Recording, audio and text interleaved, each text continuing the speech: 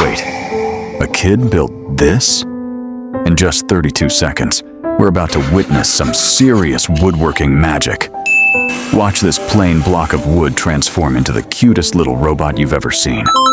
Every cut is clean, every hole is perfectly placed. And that tiny hammer? Honestly, it's working harder than I do on Mondays. Piece by piece, this little wooden buddy comes to life, complete with moving drawers and a smile that's impossible to ignore. That's some Pixar-level charm made from lumber. If this awesome build made you smile, hit like subscribe for more satisfying woodworking transformations and tell me, what should this little robot's name be?